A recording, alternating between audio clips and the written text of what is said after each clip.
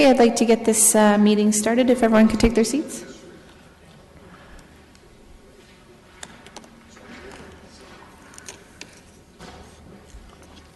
Welcome to Community Infrastructure Services Committee. We have 3 consent items. Does someone want to move those? Moved by Councillor Ioannidis. All in favor? Opposed? That's carried. We will move right into item number 4, which is the Bee City Canada becoming a Bee City affiliate. And I will turn this over to Josh and Denise. Or are you just here to respond to any questions? Yeah. I can give it over if you'd like. Okay. Why don't we start with Kimberly Fellows? Welcome, Kimberly. You have 5 minutes to make your presentation. Thank you. Mayor and members of council, thank you for the opportunity to attend your meeting today. I am very pleased that Josh's report supports the idea of Bee City Kitchener. Bees are small but mighty insects that help ensure 1 in 3 bites of food, and by pollinating over 80% of our flowering plants, they support wildlife and provide us with raw materials and other benefits. Your consideration of Bee City Kitchener is timely. Just a few weeks ago, 15,000 scientists around the world issued a global warning to humanity, that's warning, listing some negative trends that we must change in order to save the earth as we know it. And one of those trends is dwindling biodiversity. Biodiversity refers to the diversity among and within plants and animal species in our environment. A Bee City addresses this dwindling biodiversity by establishing habitat, a diversity of plants, in order to nurture our bee and pollinator populations. We all play a role in acting as stewards of our environment, so I'm very excited about the municipal influence that Kitchener may have as a bee city. The same kind of landscapes that benefit bees and other pollinators can also serve as rain gardens to help divert stormwater, and pollinator strips established along appropriate roadways can also serve as living snow fences. When we act together, we can accomplish a lot, and we already have 12 eager citizens ready to act as part of a bee working group. We had a 13th, but she opted to advocate for Bee City Waterloo. I'm happy to help answer any questions that you may have after Josh has highlighted his report. Thank you. Thank you very much. I'm not sure, Josh, are you going to highlight your report, or are you just here to answer any questions? I can go through a few of the key points and then answer questions as you need. Sure. So the Bee City issue was originally brought forward in 2016 through the Environmental Committee. A staff report was written that provided information as to how the Bee City program aligns with the City of Kitchener initiatives, and a recommendation was made by the Environmental Committee that the City of Kitchener become a Bee City affiliate, and further that the Mayor be authorized to sign the formal resolution, which is provided by Bee City Canada and attached as Appendix A in the staff report, accepting the designation and committing to the standards of the Bee City program. Our commitment, or the city's commitment to this program, is voluntary. So we sign on to becoming a bee-friendly city, which essentially means that we endorse certain practices or take certain actions that support pollination and support conservation of natural areas and habitat in the city. It's also a good opportunity to be recognized publicly for the efforts we're already doing in a lot of our practices through our horticulture program, through our natural area restoration program, through our tree planting program, so it aligns with that as well. The Bee City mandate, or the Bee City affiliation, aligns directly with Kitchener's Natural Areas program, in that it's an opportunity to focus on educational initiatives to make the public aware of the benefits of pollinators, the decline of pollinators, and how small actions on individual properties and greater actions across the city can have a meaningful impact. And the other point to be made, I think that's important, is despite the name that it's Bee City, the intention of the program is to focus on all pollinators, not just bees or honeybees or species like that. So there's a lot of different animals, insects that are pollinators, so we can raise awareness and educate the public about that. There's no direct cost with becoming a bee city. Any costs associated with educational programs or habitat restoration or creating meadows or pollinator gardens would be absorbed into the existing capital budget for Kitchener's Natural Areas program. So it's already accounted for in that aspect. And as Ms. Fellows mentioned, following this resolution or the decision made today, a resident volunteer committee will be struck where we will discuss and come up with which initiatives we'd like to proceed or focus on as part of our commitment. Thank you very much, Josh. There are a number of questions. Councillor Fernandez. Thanks, and thanks, Kimberly, for coming in and promoting this again. I actually don't have any questions. I'd like to move this at the appropriate time. But I also, want to recognize that as we become a bee... I'm sorry, is this a question or a comment? It's just a question, but do you want me to add on my comments after? Comments would be after. We've got a number of questions still. Thank you. Mayor Verbanovic? Well, actually, I was a comment as well. Councillor Marsh? All right, I'll make a question. I just want to know the beautiful presentation that Ms. Fellows gave at the Kitchener in Bloom celebration earlier this fall. Is that available on the website, or would we be able to make that available on our website for people who want to learn more about pollinators? Through you, Chair, the information like that presentation or other components can certainly be shared with the public via the website or other social media or pieces like that, so certainly. And so will we also be having a marketing campaign in the next couple of years? Will that be included in the business plan to make sure that our residents understand the implications of being a bee city? I think a key component of that, and we'll be raising the awareness that individuals have an ability to make an impact. So social media and marketing and raising awareness to individual landowners through our own practices or their own practices as to how they can contribute to it will be a key focus. We'll be working on private lands as well as public lands. Right. Okay. Thank you. Councillor Yanetsky, question? Your program in terms of adding foliage and landscaping and planting will be also along the Iron Horse Trail. Is that correct? Can I ask you to repeat the question, please? I'm sorry? Can I ask you to repeat the question? I didn't catch sorry, okay. No, as part of this program for the bee, program, to encourage more pollination, will you be adding certain types of landscaping and planting along the Iron Horse Trail to encourage this?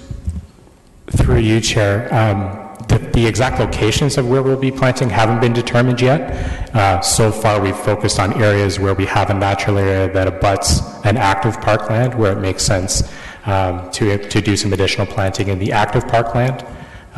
So areas like the Iron Horse could be selected or could be chosen as ideal locations, but to date, we haven't selected the places. Okay, and that's fine. I didn't think you had a detailed plan already outlined as to where you would do it.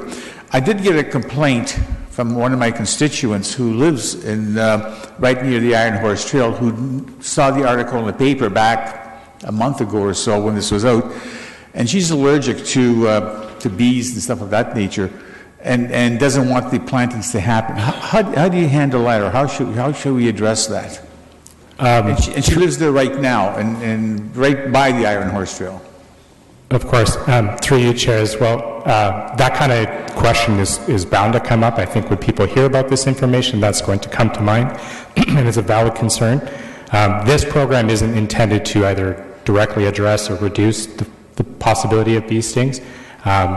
There's lots, I don't know the exact number, but there's lots of different kinds of types of bees. Some are solitary, they're less aggressive, they don't sting. Other ones are social, where they live in a colony and they protect their colony by ways of stinging. By us increasing pollinator habitat and putting in these plantings, we're hoping to increase pollination and habitat for all kinds of bees. So that's part of our goal, is to raise It's great habitat for a lot of different things, so not to focus solely on the bee stings. It will be a component of our educational piece to make sure people are aware of the different kinds of bees, what you can and could and should not do to reduce your chances of being stung. So I think we will address that question through some of our educational material. Okay, maybe I can touch base further with you off-site afterwards. Okay. Councillor Gazzola? Yeah, is there any cost to this program? Through you, Chair, there's no direct cost to the program, no. So haven't we really been a bee city all along? This isn't really anything new, is it? Through you, Chair, just to clarify the question, has there been bee city all along, or are there other? We haven't been a bee city by quotation, but we've done all of these practices that the bee city movement is asking for. Have we not done those practices in the past? Yes, we have. A lot of the work that we're currently doing and that we have been doing, it's in good environmental practice and kind of meets the goals of this program as well. So it's nothing new for us. That's correct. Yeah. The one thing I did want to, they talked about us setting up another committee. Isn't that sort of duplicating what our environmental committee does, or? Through you, Chair, the environmental committee addresses or speaks to a lot of different issues. The committee that we would be working with residents or volunteers is to discuss specifically the Bee City piece. As to what kind of initiatives we could be focusing on and how we can broadcast this information through the community. So it's different than the focus of the Environmental Committee. All at no cost. Yes, he's already said at no cost.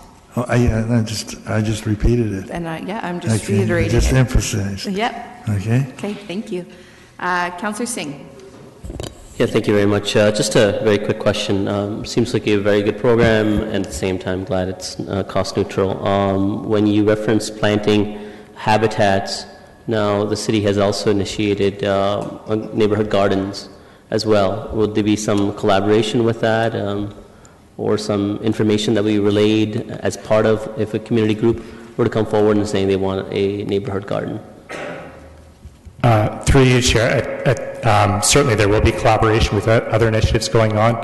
The Love My Hood strategy and pieces like that where we're working with community groups who want to get involved in these kind of projects. We're certainly here as a resource to provide the information and knowledge that they need to be able to implement very similar things in their own community. So I'm very glad to hear that. Again, I want to reference the neighborhood garden initiative, so I think that would be a very easy link there. So would encourage that. Yes. Thank you.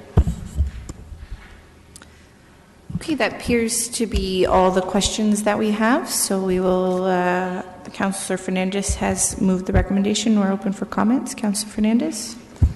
Yes.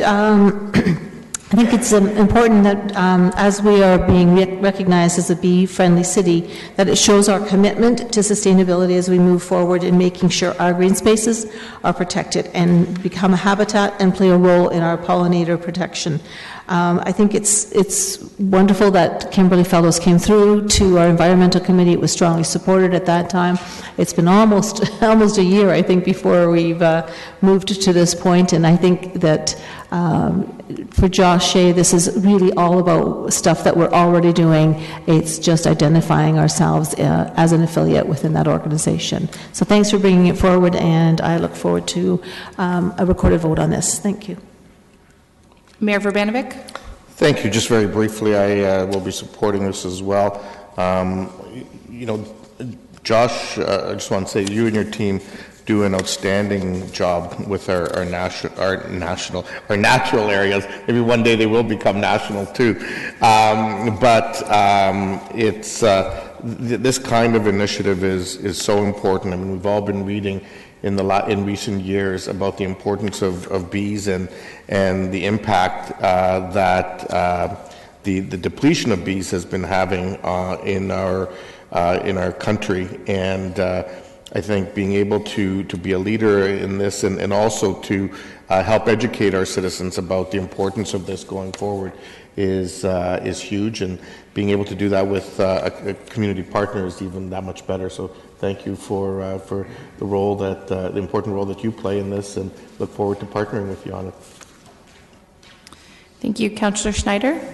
Thank you, Chair Galloway Seelock. I also want to thank you for the dedication and desire to make this happen here in Kitchener. Very interesting that one of the programs we have here for young students is something called My Ideal City, where they write an essay on ways that our city could be a better place to live. And one of the students, one of the winning essays was on becoming a bee city. So this is something that is important to our young citizens as well. And to see that this has got the recommendation of our Environmental Advisory Committee, just to really declare ourselves a bee city shows that we are concerned and care about the ecosystem and what bees contribute to it. So thank you. Councillor Yunetsky.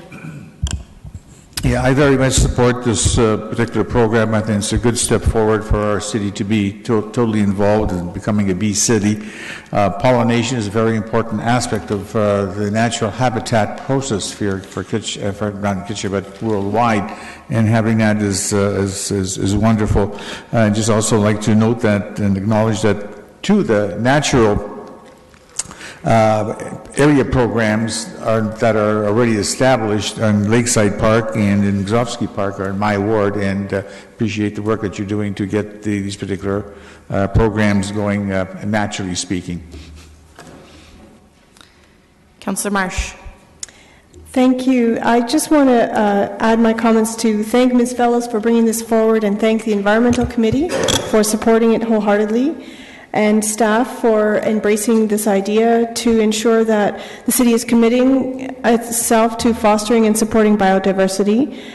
This will function to bring spotlight to, as has been said, what we're already doing. However, I think more importantly, this will be able to help us highlight the importance of everyone doing their part, not just the municipality, but residents alike, to do what we can to make sure that we have biodiversity for future generations. Councillor Ioannidis. Yeah, thank you, Chair Galloway Seelock. I just want to thank the delegate, and thanks for your dedication to this cause, and I know it'll do great things, and hopefully you'll keep the conversation buzzing. All right, that's all the comments we have. I'll just quickly say I support the initiative as well. Recorded vote has been called.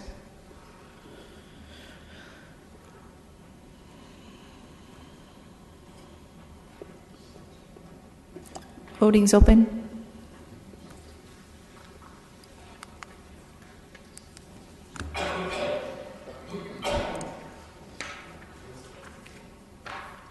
We might be.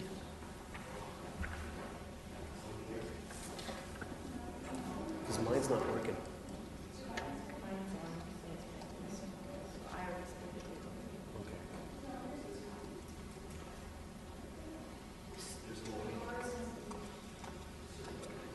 They haven't been moved.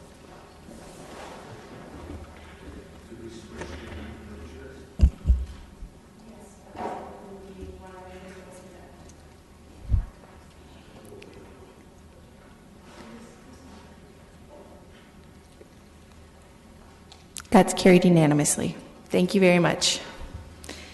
Okay, we will move on to the next item, which is on-street parking regulations for Old Carriage Drive. We have two delegations we'll start with, and the first one is Michael Stutz.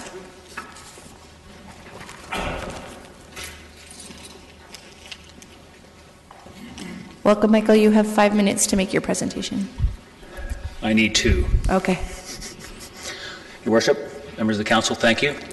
I came here today to stress the importance of, in my opinion, the change required for parking on Old Carriage Drive.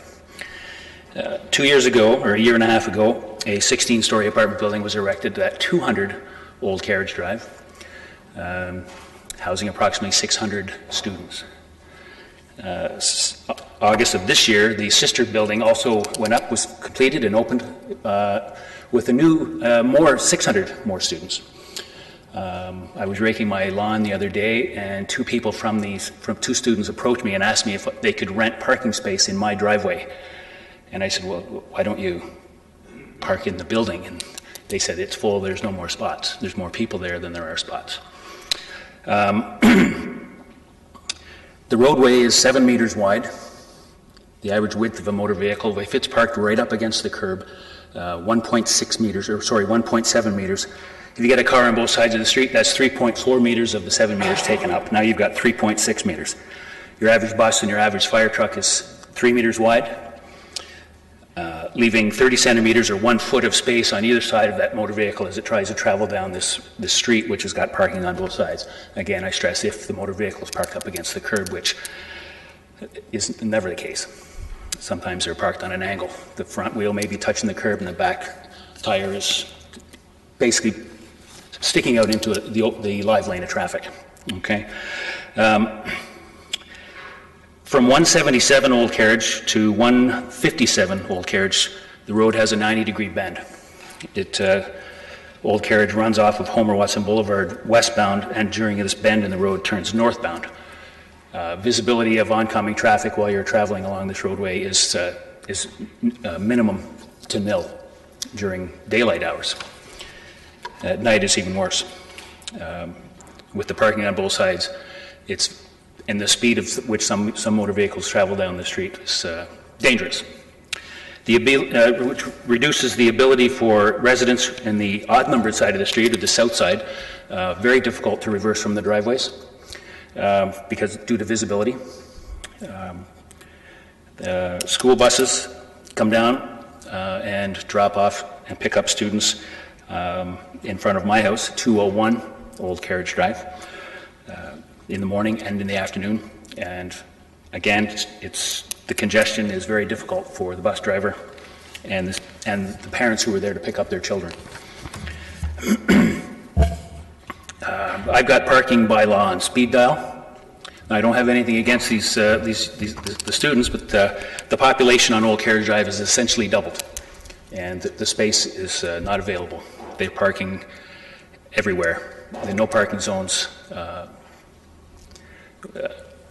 Something needs to be done, and I'm here to support the proposal that was sent to me by the Infrastructure Services Department, Stephen Ryder, the traffic technologist for the City of Kitchener, and that's to eliminate parking on the south side or the odd-numbered side of the street to make it safer for everybody who uses the roadway, which includes the number of people who use Old Carriage as a cut-through from Homer Watson to Pioneer to bypass that terrible lighting situation they have at this corner of Pioneer and Homer Watson. Making a left-hand turn for those people to get to their houses off of Pioneer Drive is a bit of a nightmare. You sit through 3 or 4 lights before you can get through. So Old Carriage is a quicker way for many people to come through. So it's not just the residents on Old Carriage Drive using that road, but many people from other streets in the area as well. My 26 years of road safety with the Region of Waterloo from my employment again has brought me here to stress the importance of the safety issue that I can't stress enough, that this parking issue on Old Carriage Drive has to be changed. I do have some ideas to make it safer and easier, but I will send those to Stephen through emails. And my time is just about up. I'm sorry it was more than 2 minutes, but there's a lot to say. My bottom line is the safety of the people using the street. And thank you for your time.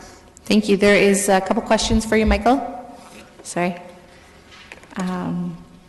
That's okay. You had 5 minutes and you used it, so that's totally fine. Councillor Fernandez, you're first. Thanks, Michael. Thanks for coming in, and I know we've had lots of conversations around this whole situation. The recommendation is for the side of the street that has minimal driveways, right? So that students can actually park all along an uninterrupted section of the roadway. There are only 3 driveways on the even-numbered side, 200 Old Carriage. There's a driveway for 100, 120, and 170. Maybe many people here have referred to them as the Hallman buildings. since been purchased. And the other driveway is the rear exit from the Pioneer Park Plaza at 123 Pioneer Drive. Those are the only three driveways on that side of the street. So, and this is the area that we're saying, yes, people can park, right? This is Yes, where people are allowed to park there now. There is a section of no parking right in front of 200 Old Carriage, where the students are. There's a nice new bus stop there, but the reason that that's restricted is because of people turning from Homer Watson onto Old Carriage. I mean, if there were cars parked there, they would sideswipe those cars, correct? yes, yeah. Again, there's a bit of a bend on the road at that location too. Right. Okay. Yeah. Thanks so much for coming in and telling us exactly why we should be supporting this initiative. Councillor Ioannidis? Yes, thanks, Chair Galloway Seelock, and just want to thank the delegate for coming in. You must be really passionate about this issue in particular in the area you live, because if I recall correctly, this was almost a consent item, so it was pretty well going to pass regardless without any. So for you coming in here and taking the time to make sure this gets through, thank you. Thank you. Councillor Yanetsky? Oops, sorry. In regard to your presentation on, I gather you're supporting the application, is that correct? Absolutely. Okay, I just want to confirm that. The parking on the north side, which is where the apartment buildings are they full of parking cars there right now on a daily basis and overnight? 24 hours a day.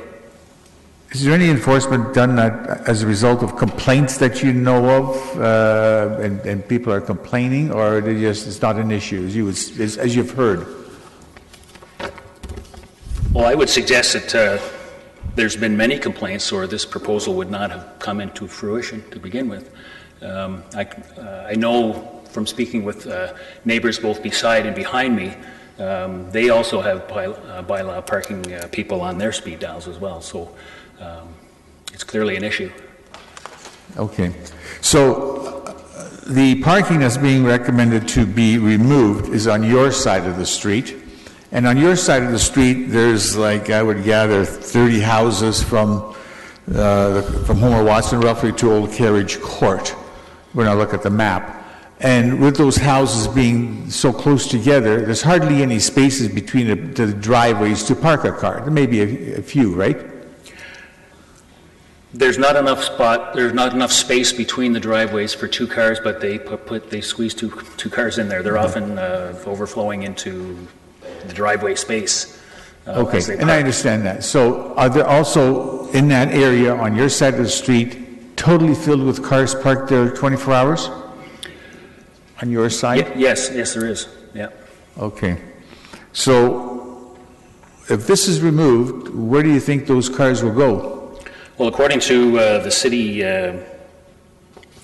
information that I've received from Stephen Ryder, this proposal is going to lose, the street will lose 16 parking spots on the odd-numbered side, or the south side, the residential side. Yeah. But it will gain seven parking spots on the north side. So the street will be losing 9 parking spots. But you look at that and you go, okay, 16 and 7 is 23. From my window looking just in one direction, there's 48 cars I can see parked on the street, 24 on each side of the street, just from my window. And I can only see 400 of the 750-meter length of Old Carriage Drive. And I know those cars, just my last question, they are parked there overnight? Yes. Okay, yes, thank you. Councillor Gazzola? Yeah, I don't disagree with where you're going, but I just have, you stated there you're going to lose a certain number, but gain, where do you gain them from? Maybe it's a question for staff, because what is changing that would allow more people to park on the other side? Their proposal is, as far as I know, removing some of the no parking areas on that side of the street. Okay, well, I'll go to staff. Okay, the other thing, I can hear you and appreciate what you're saying, but I was surprised that the vote was so close, 12 to 9. a lot of your neighbors want to leave it the way it is? I don't know where the replies all came from and who's voting, whether it be the owners of the residents. I know that the majority of the semis on that street are rentals. Whether it's the owner or the actual renters that responded to this survey, I don't know. But, 57% respondents, not a bad turnout, really. What if there were no parking on either side? How would you feel about that? No parking on either side. No, we need some parking on that street. Yeah.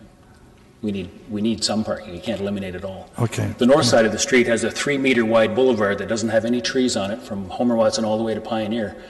I would suggest when the roadway is going to be repaved that boulevard be taken out, that curb moved over to the next to the sidewalk, and now you've got no parking issues at all. Okay. Thank you. Okay, that's all the questions. Thank you very much, Michael, for coming in. Thank you. We have a second delegation, Dan Vogel from Drulo Holdings. Hi, Dan, you have 5 minutes to make your presentation. Okay, thank you. I'm here on behalf of 200 Old Carriage Drive and Drulo Holdings. And we do have a lot of students in that building. We've got 1,016 living there right now. We have 420 parking spots. We have 49 visitor spots. The problem that arises is with 1,016 students there, we've got friends coming all the time. So friends are coming to visit. We always have overflow that goes onto the street. So we're obviously in opposition to this. I understand there's somewhat of a safety issue, but I mean, there's speed bumps down Old Carriage. When I leave work every night, I drive down Old Carriage, and I don't see anything that's unsafe there. Probably the buses are the ones driving the fastest down that road, from what I've seen. Between the speed bumps and the cars parked on the side, it actually helps to slow the traffic down. We are in opposition. I understand that the population has grown quite a bit on Old Carriage. Most of our tenants are not going down Old Carriage very far. They're basically just getting out onto Homer Watson and off to school. So we're not using most of Old Carriage, but we do need the extra parking spots. We do need those 9 spots that are being given up. This is going to affect some of the residents that are living on the street also, because if we lose 9 spots on that side, the kids are just going to go further up towards Zayres. So that's about all I have. I just want everybody to be aware that there is an overflow parking required. To shut that down is going to just create more problems. So that's all I've got. Okay, there's a number of questions for you. Councillor Fernandez, you're first. Thank you. Can I have your last name again? It's Vogel. Vogel? Yep. Okay. Were you aware that the parking spots were oversold? Parking was oversold? That's right. It's not oversold in the sense that there was kids that were rented to at the end of the term or at the end of the summer that came in with cars that we just didn't have spots for them. My understanding from students that I've spoken to is that they were sold a spot, and now there is no spot for them. So how do you explain how that happened? I think there was a number of students that had applied, and this happened all through the year. And we sent out another document because we had a lot of kids coming back saying, hey, I don't need parking now. So we sent out another document saying, if you do need parking, let us know. So that's probably how that happened. Okay, and were you aware of the situation that Mr. Stouts raised, that students are going to private residences and asking to rent parking spots? I wasn't aware of that, no. Okay, are you also aware that students are parking across at the entrance to the trail and walking across at all hours across 4 lanes, sometimes 5 lanes of traffic? Sorry, they're parking where? They're parking at the park entrance across the street for the trail entrance there. Are you aware that students... On Homer Watson? Or? On Homer Watson. No, I wasn't aware of that. Yes, they're parking there as well as they're attempting to park in the construction areas around the work that's happening at Pioneer Park Plaza, which would indicate to me that when the building was built, that the estimations, and I looked at I pulled out the Paradigm Transportation Study, and there was no indication whatsoever of concerns around parking. It really, the indication was that the number of students would not require parking, because you talk about cycling and transit as the major way that students would be getting to the Conestoga College. So what has changed, and why have you not accommodated for that? So I can't speak to that. I wasn't there during construction or planning. I'm the general manager there right now of the property. So as far as number of parking spots, I believe we're at about 40%. So 40% spots to students living there, and in Waterloo that's a lot less. It's probably more like 20%. So I think when they built this property, and we're talking to people, that they felt that was going to be enough parking. I don't know who did the study myself, but I can't speak to that. Okay, I do recollect sitting in with the site review committee meeting and indicating to George Beckus at the time that this could be a concern. It's unfortunate that wasn't taken into consideration at the time. The other question I had was, do you believe that it's the city's responsibility to provide ongoing parking for the residents in your building? I don't believe that it's the city's responsibility, but we do have a lot of guests that come in, parents dropping their kids off, kids coming. We have 15 study rooms at the building, so there's a lot of kids coming from the college that are working on projects together, so they all need parking, and that's what causes the overflow. Okay, I would have thought that would have been taken into consideration when you're looking at accommodating over 1,000 students. I'll have comments, and I'm going to move the motion at the appropriate time, please. Okay. Councillor Yunitsky. Thank you for your presentation. You mentioned 40%, and when you use a figure of 40% of something, I don't know what your 40% represents. Could you elaborate on that for me? So right now the building is designed for 1,020 students. Right now we have 420 parking spots, so that's the 40% I'm using there. Okay, I got you now. So that's 40% per unit. Now you said 1,200 students.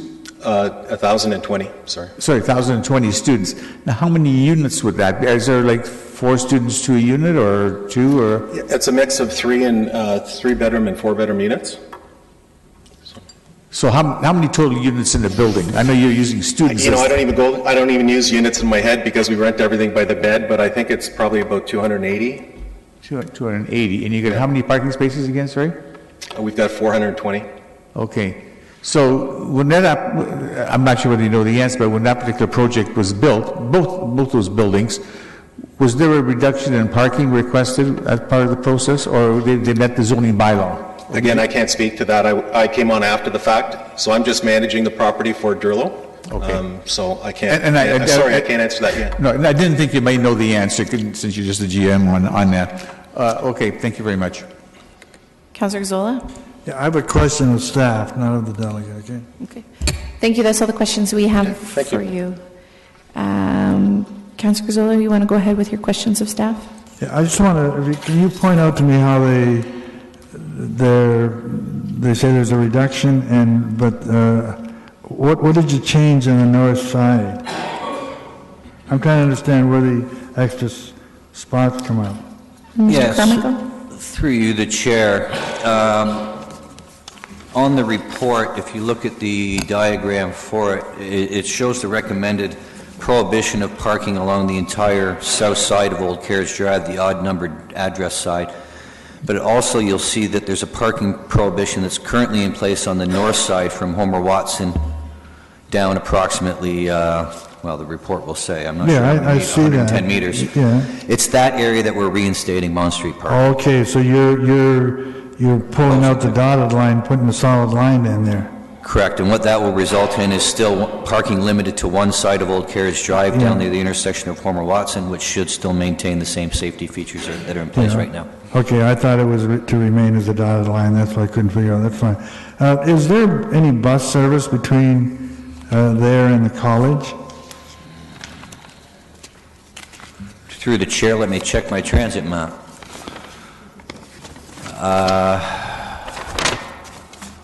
Forgive me.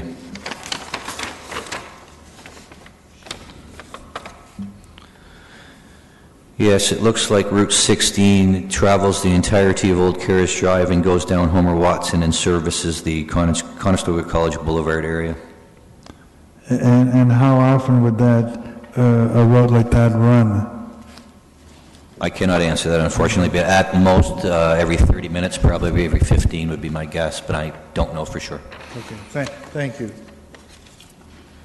Councillor Yanetsky? Yeah, question to staff.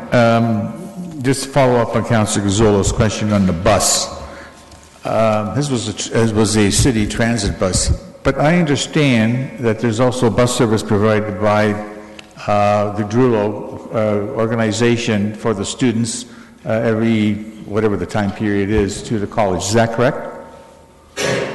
Through the chair, I don't have personal knowledge on that. I can't say one way or the other, sorry. Okay, I should have asked that to the gentleman there, but I didn't think of the question until Gazzolo's mentioned it. Another question to staff then basically comes down to, with the parking on Old Carriage as outlined, being there 24/7, have you had any complaints in terms of parking enforcement of over the 3-hour limit? Through the chair, yes, we certainly have had a number of concerns raised by the residents about the amount of parking, the location of the parking, and the duration of the parking. We've passed on those requests to enforcement to follow up with enforcement. And they just get a ticket and then they continue to park there? Is that basically what happens because they've got nowhere else to go? I can only speak that I assume enforcement would issue a ticket when it's applicable. I obviously can't speak to whether they would park there again afterwards. I would suggest by the continuing parking supply or parking demand in the area that that's probably a safe assumption. Now that we're into the winter season, and if we have no parking overnight as of December the 1st, a couple of days ago, is that still an issue? Are cars parked there overnight? Have you had those issues, complaints as well? Through the chair, I can't speak specific to the last few days, complaints received. Enforcement do get those complaints directly, our group don't. But I do know and can say that enforcement will be proactively enforcing the overnight bylaw on streets, including Old Carriage Drive. Okay, appreciate that. And I guess if we get a snow event that you don't want to park anytime on the whole day, that's even a worse situation. Through the chair, that's correct. And those are announced through media outlets, press releases to advise the public to get off the roadway, and that's when the snow event is in effect. Councillor Fernandez? Yes, so this is comments with regards to the motion? Okay. Sure, go ahead. So back when this originally came to our site review committee, I attended a number of meetings and spoke at that time very sincerely about the concerns that I had around two 16-story buildings on a street that already had numerous buildings and some parking issues. And at that time, I was informed by the representative from Drullo that there would be no concern because the students, for the majority, would be taking buses. And that was how they were going to be building out these buildings. They were going to be focusing on students and specifically transit-dependent students. It was in close enough proximity that students could bike or walk or choose transit. Within very short time of these buildings being opened, we had a horrendous situation on the opening day, and I know that Ms. Stotts and her husband will be able to attest to the clogging of that street where we had buses, we had students and their families, we had emergency vehicles, we had bylaw, and nobody could get through. It was unacceptable, and we had spoken, and bylaw has spoken to Mr. Drullo about that. The second building opened up, and fortunately we had enough communication that it wasn't as bad a situation the second time around, but we still continue to have a lot of issues around this. As Mr. Stotts pointed out, when there are cars parked on both sides of the street, and yes, you're correct, Mr. Vogel, it does provide a traffic calming measure, but I don't believe it is the city's responsibility to to provide parking every single day, 24 hours a day, 7 days a week, because Drulo Holdings has decided to build a building that does not accommodate parking for everybody in that building. I think that it is onerous for us to expect that our bylaw officers are going to be out there every single day. We have an entire city that they have to police. It is also not acceptable that students are putting their safety, their own safety, at risk by having to find parking spots that are not safe, and they have to cross sometimes 5 and 6 lanes of traffic traveling at 80 and sometimes 100 kilometers an hour through that Homer-Watson corridor. Unfortunately, you have not, your company and the company you represent have not taken into consideration that students drive.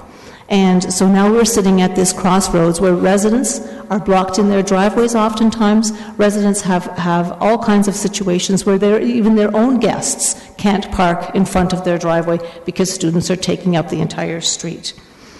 I strongly ask Council to support this situation. The onus is on the owner of the building. Drulo Holdings should have taken this into consideration when they put these buildings up and when they decided that they were going to house 1,000 students at that location. It is not our responsibility. Our responsibility needs to make sure that our streets are safe for our residents, whether they're students or they're long-term residents, but we have to make sure that they can get out of their driveways so they can go to work and go to school and do the things that they need to do. I would like to ask for a recorded vote in support of the motion today to restrict the parking on Old Carriage Drive. Okay, it doesn't appear as though there's any other comments. I did just start to circulate a letter from Drulo Holdings from George Beckus. It basically said the majority of what Dan had brought forward on behalf. Just they don't agree with the recommendation and would like to see it stay as is the gist of the letter that's going around. Is everyone okay? Does everyone want to see that before we take the vote, or? I think Dan covered most of what's in there. Mayor Vervanovic? Thank you very much, Chair Galloway-Seelock. I'm just going to make a couple comments because this is a difficult one. And it's a difficult one because on the one side, we're looking for student accommodations to be away from Conestoga College and not in the immediate neighborhoods and not impacting those neighborhoods. And trying to sort of spread the impact of those students on a broader area. On the other hand, I totally agree that, you know, from everything I've heard, the situation as it exists right now isn't acceptable in the sense that it's creating an unsafe environment in terms of the flow of traffic, and in particular the potential flow of emergency vehicles, and hence the recommendation from our staff that's before us. There isn't an easy answer here, but I think regardless, you know, we can take this step today, and we should take this step today. But this isn't going to be the end of the situation, and it's going to require, I think, ongoing work between the ward councillor, the city, the developer, and potentially the college to try to come up with some other solutions to address this issue. It sounds like part of the issue may be that there needs to be some limiting in terms of the number of spots that are actually physically rented out to students as part of their lease arrangements. And that's something that the property owner may have to consider in order to take a look at how they're going to accommodate the larger number of visitors than they currently are expecting. When construction is done, it might be possible that they can make some sort of arrangement with the mall as well, but I would anticipate at this point, particularly while construction is going on, they likely wouldn't entertain something like that. But certainly I would encourage Drulo to consider having that dialogue with the property owners of the mall going forward in that regard.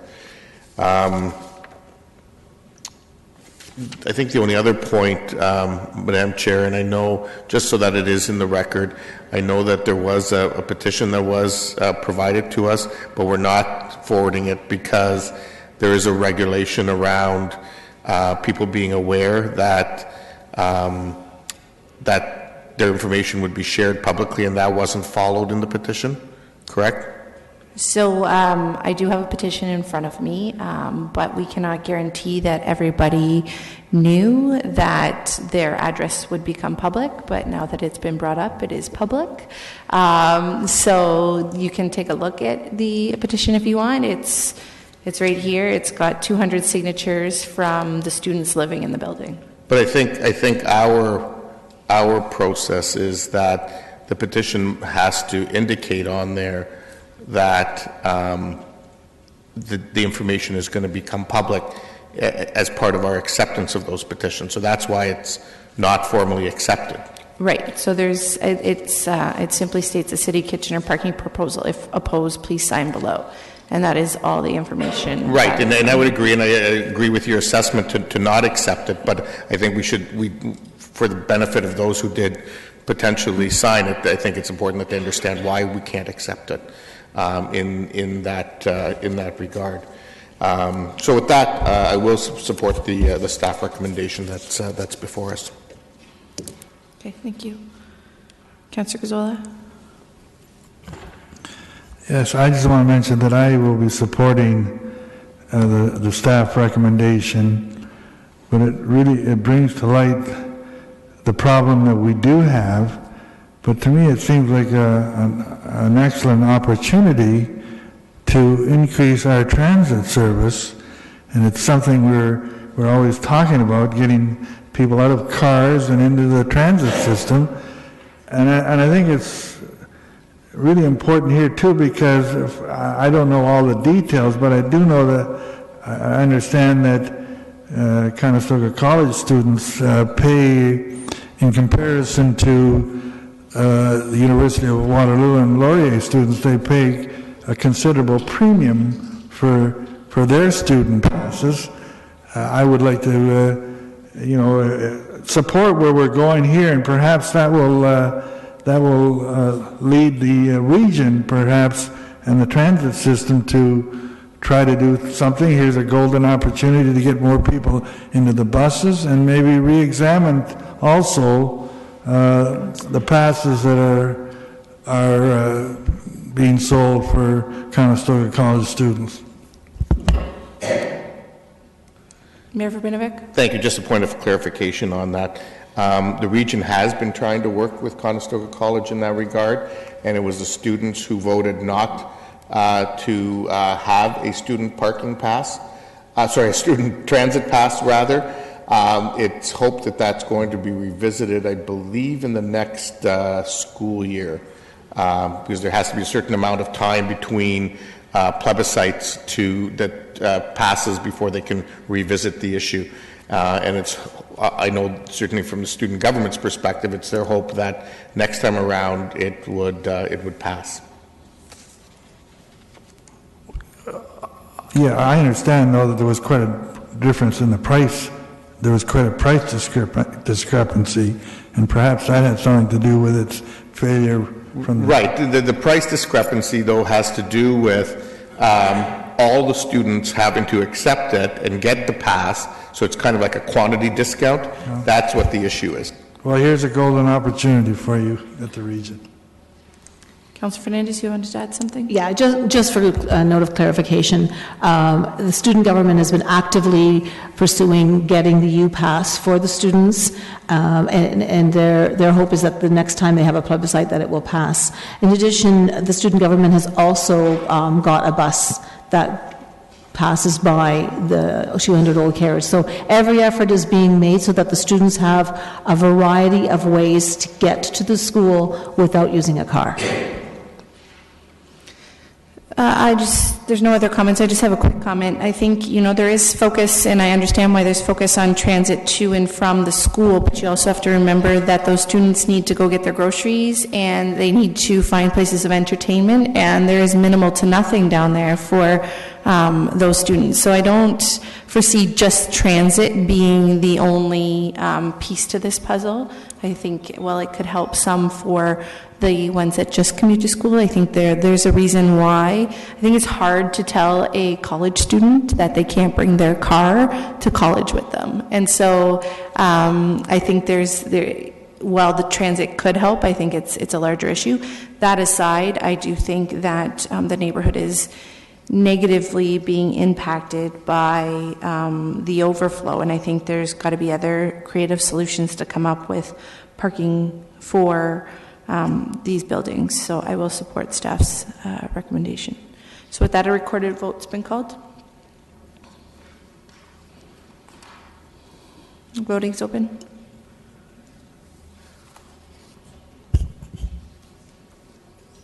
Oh, yep.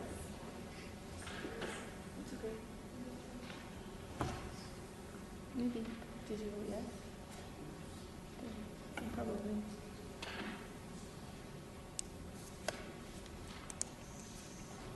And that's carried unanimously. So that does come back to council in 1 week's time for ratification.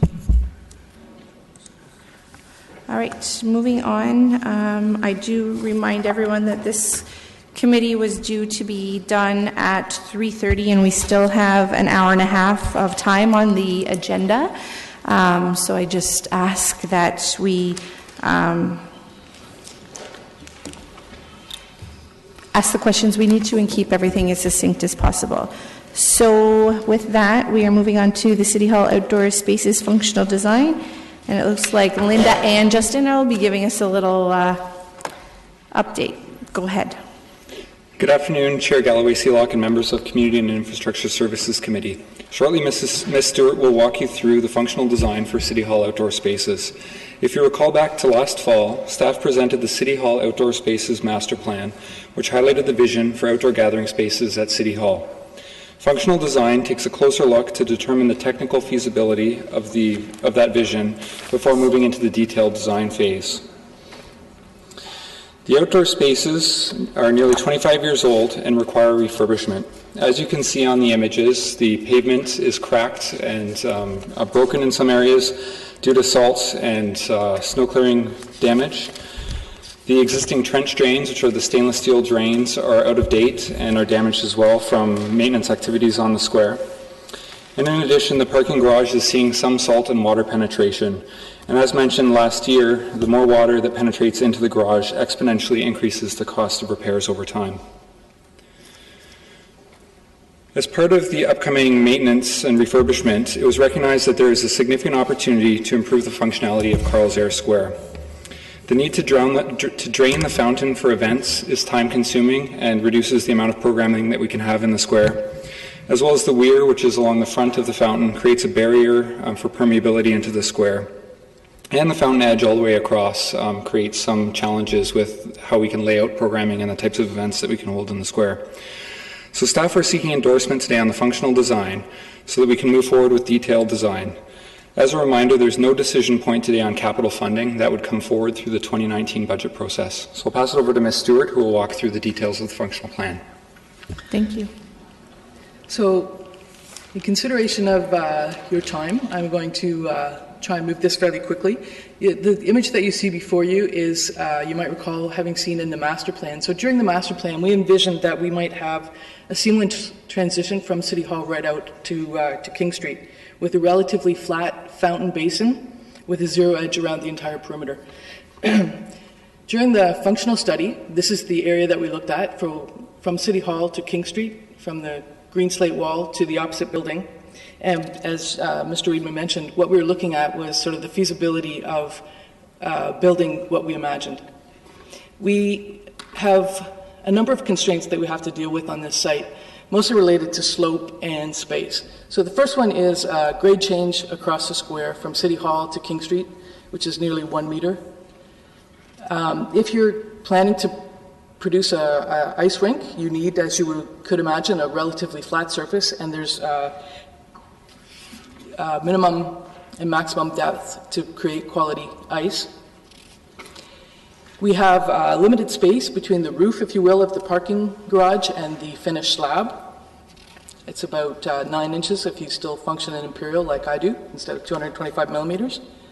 We have existing building entrances that we need to continue to maintain positive drainage away from. And we have yet another slope change from a high side on College across King to a lower point on Yonge Street. So taking into consideration all of these physical constraints, what we ended up with was a profile with a minimized edge on 3 sides of the fountain, but the need for a step riser along King Street to accommodate the grade changes. The other assumptions that we were operating under were that there would be no changes to the green slate wall, the existing building or the parking slab, and that we would attempt to minimize impacts on operations. So this this slide shows the fountain basin. So what we're imagining here is that we would have a very shallow minimum depth of water surrounded by 2 areas with spray jets. The spray jets would be embedded in the concrete at ground level, similar to what you see in the larger photo there, but they'd be programmable with lights and a variability in pattern with heights, that kind of thing. So you could use this to acknowledge special events or use it for programming purposes. This very clearly shows how you might be able to do differences in programming and height. So on a day-to-day basis, the square could function with a minimal amount of water and the jets operating so that there is an element of interactivity. But in a relatively short period of time, we could quickly convert this to accommodate other kinds of events, such as what's depicted here. The next element we want to touch on is the stage. So the permanent stage is proposed to be a lower, more accessible stage, a size of approximately 5 meters by 9 meters, so it is bigger than the existing stage, but at a lower height. This slide also demonstrates that we could accommodate a larger temporary stage if necessary for larger events. And it's maybe difficult to see in this slide, but we also would be able to accommodate fencing around the basin area so that if we needed to fence that off for a licensed area, for example.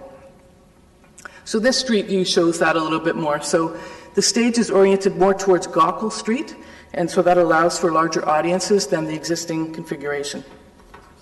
Most importantly, as Mr. Reedman already touched on, this design, the functional change that's most significant is that we can eliminate this weir, which is a pretty impenetrable barrier right now, and limits the functionality for programming. So how we would do that is that we would have full seat risers to accommodate the grade change across the square, and we would have seat walls, shown with the arrows there, to eliminate the trip hazard. So if you can imagine, it's coming flatter and then there's a grade change, and we need not to have people sort of not be aware of that. A signage element has also been introduced at the southeast corner there, which also works to accommodate the grade change. So if we were to see it in sort of a street view, you can maybe imagine a little bit better with this rendering. This shows the layout for the winter rink, very similar footprint size to what we have now, perhaps even a little bit bigger. Seasonal curbing would be required to maintain the minimum ice depth at the edges of that rink surface, but the rounded edges would make it much easier and more efficient for clearing purposes. This design would still allow us to accommodate typical winter events programming.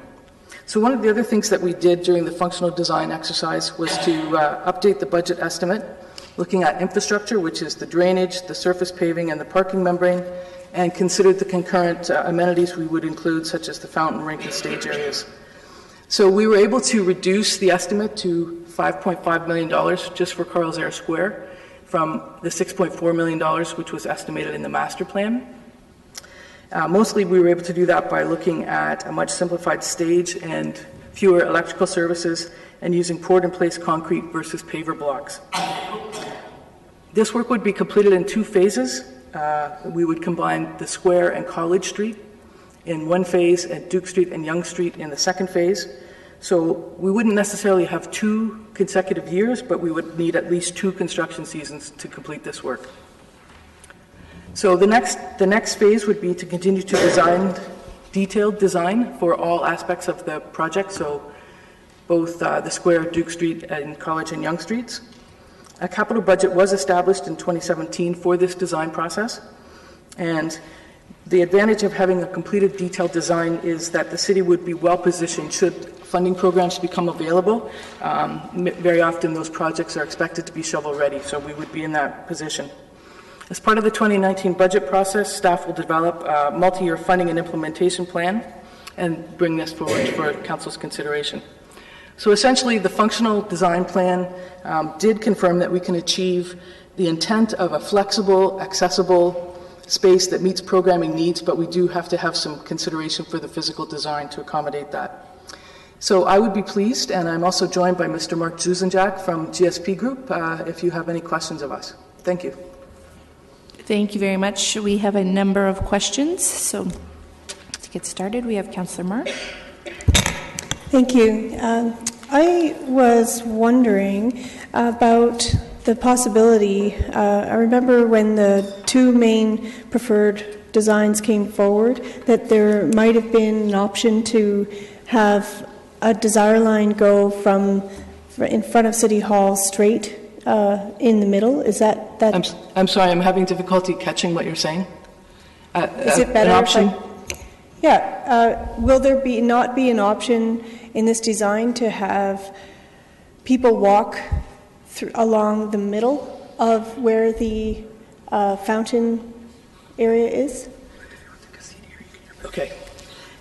Sorry, I'm going to just take the chair for ease of hearing you. No problem. And while we do that, I'll stop your time, Councillor Marsh. We're running really far behind, and so I was just in communication with Mr. Chapman, and we can defer the next item if you guys are okay with that, just so that staff who are here for that item can leave. So it's for the community engagement policy. Is everyone okay with deferring that till the next committee? Not seeing any objections, so we'll push that one off. Sorry, Josh. Just didn't want you to sit through all of this.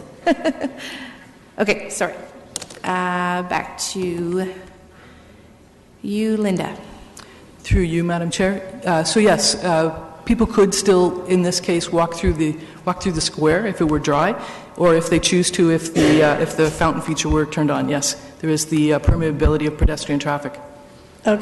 Okay, good to know.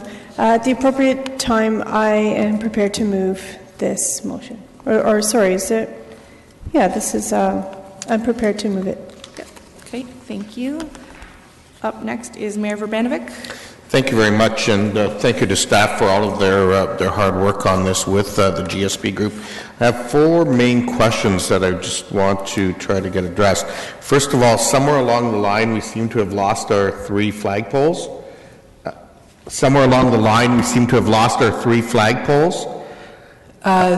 So actually, the 3 flagpoles are shown across the King Street frontage there. They kind of look like they have banners on them in that rendering. Right. So there's 4 banner. So we need some banner flagpoles. But what about our Canadian, Ontario, and Kitchener flags? Mr. Reedman. Through the chair, so this is just showing the sort of the concept, but those 3 at the front are intended to be those 3 flags. They just were shown with banners on them. Okay, I guess I would say I think we need both still.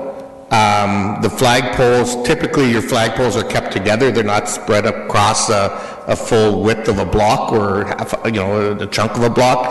And the banner poles are designed to support the various events that we have in the square, like Oktoberfest and so on. So I think that needs to be rethought.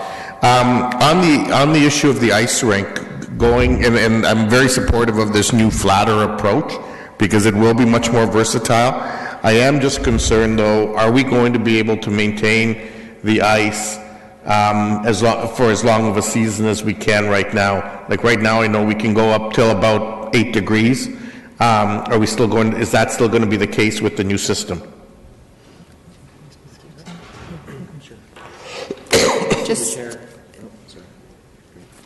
through the chair, The response to that is yes, there would be no decrease in the length of the season for the ice rink. We would still be maintaining that same depth for the creation of the rink and maintaining that slab. Okay, great. That's good to hear.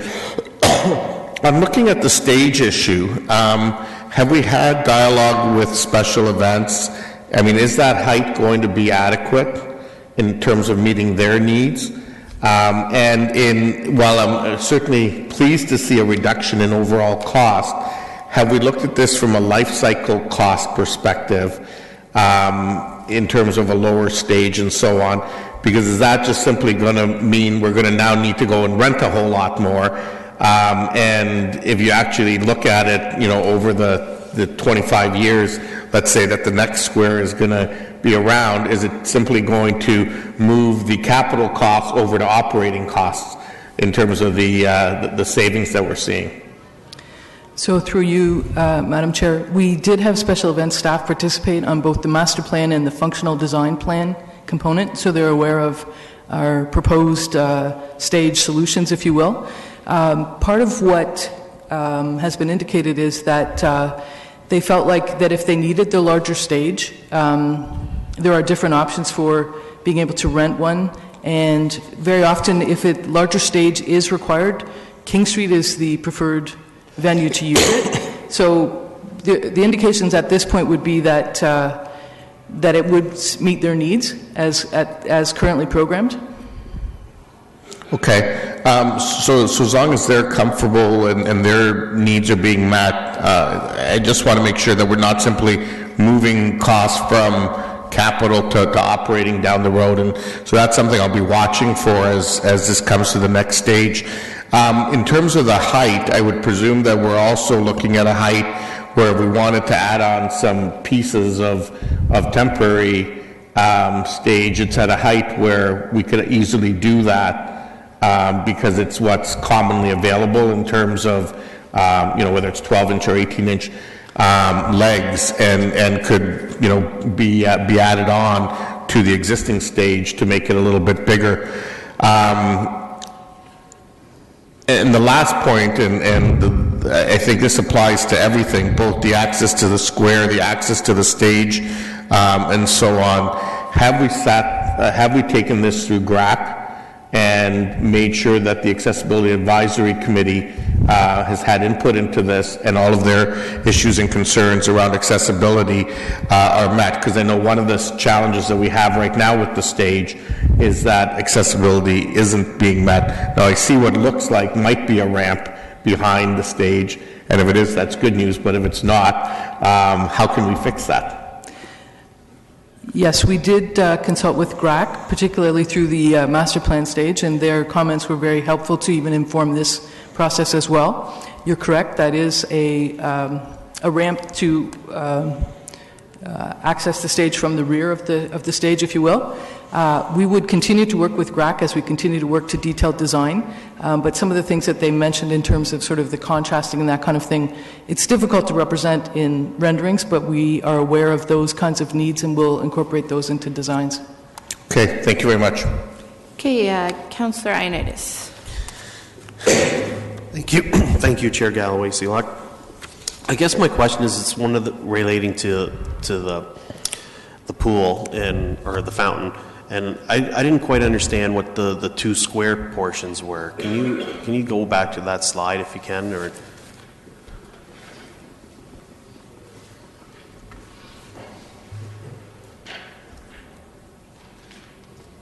So you're referring to one of the... Yes, yeah, what's 1 and 2?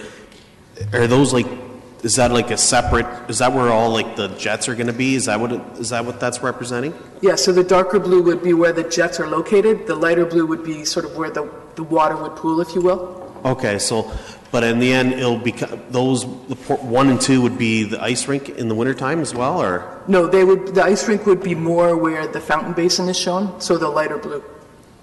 Okay, so when we do the ice rink, it'll be not geometrically equal? Well, perhaps what you're seeing is that it's on a bit of an angle as compared to now where it's completely perpendicular perpendicular to the streetscape, so maybe that's kind of what you're seeing there. But the dimensions of the rink would be very similar to what we currently have. Okay. If not a little bit larger. And then the other portion of this design, considering under that step where we have Open Sesame Group, there's that step, is that going to be eliminated or is that just going to be maintained still? That would be maintained there, so that was outside the edge of our scope. Okay. All right, thank you. Councillor Fernandez? Thanks. So as I was reviewing and watching the presentation, I pulled out, before I came, I pulled out my the council audit from the Shade Committee, and I'm really sad to see that doesn't look like there's very many of their recommendations that they did for us on what shade should look like here. I know we've got some sailcloth there, but my understanding from what Dennis Whalen spoke to me about is those provide some shade, but not a utopium shade, because it also traps the heat from the concrete. So instead of it actually being a cooling effect, it creates an even hotter environment. So why haven't we included some natural shade here? I mean, I saw some trees on one picture, but that's pretty minimal. So through the chair, you will recall during the conversation of the master plan design, I think the priority was given to the infrastructure needs that were presented, followed by doing concurrent work that could be achieved when the infrastructure work was undertaken, and then any other amenities would be deferred until such time as funding might be available. So additional site furnishings, looking at shade canopies, those kinds of things were considered in that third category.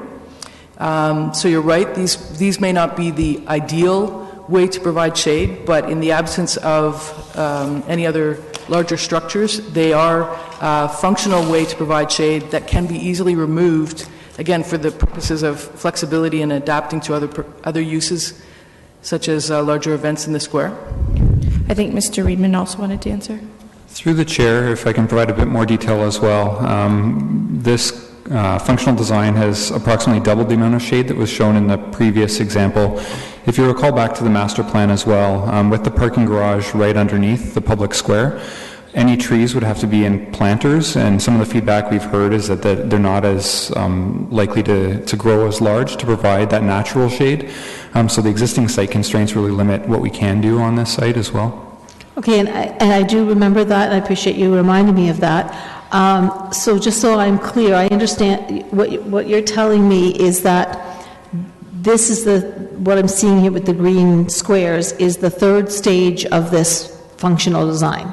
It's not really, we're just working with the hard surfaces, the parking garage, the fountain, before we start putting in any shade structures. Is that correct? If I'm understanding your question correctly, it would still be an integrated design. So we would need to do all the infrastructure repairs, but we would also try and accommodate the amenities that we can within the design.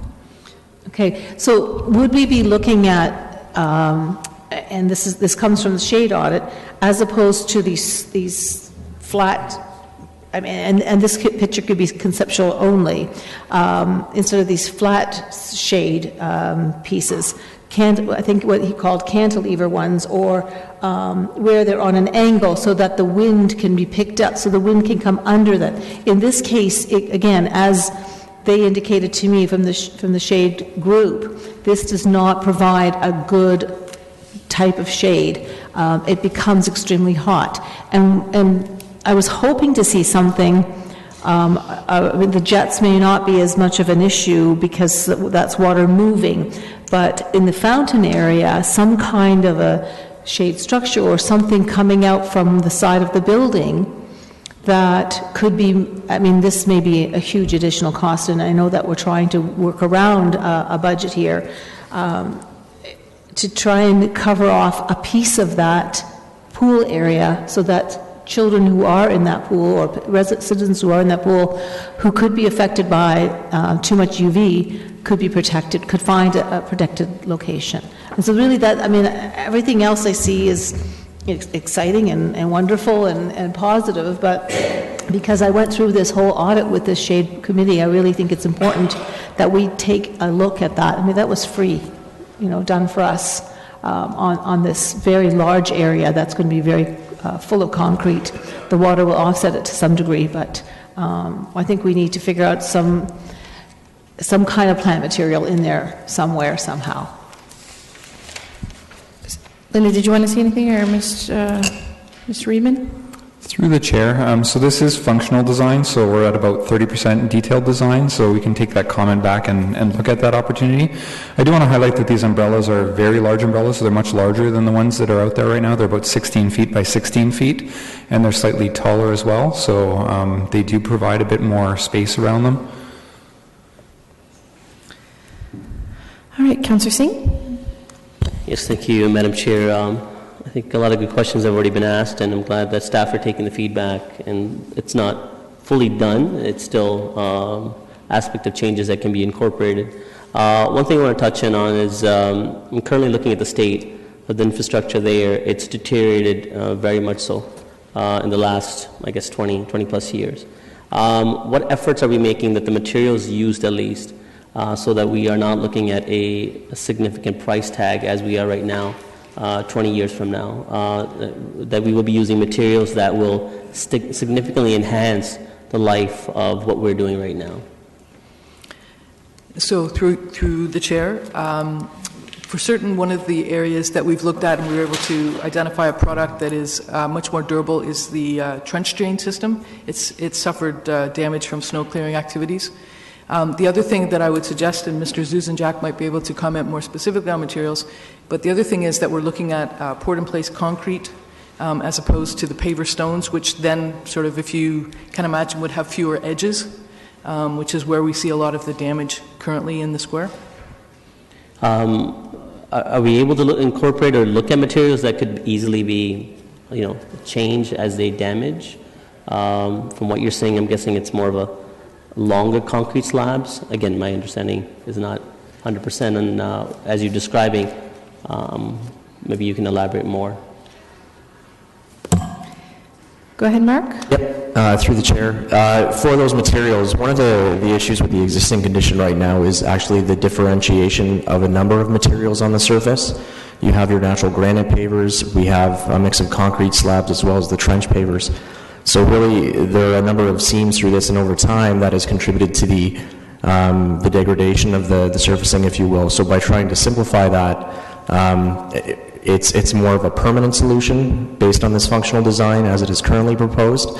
However, we are taking away a lot of that variation of the material, which contributes to its quicker degradation, if you will.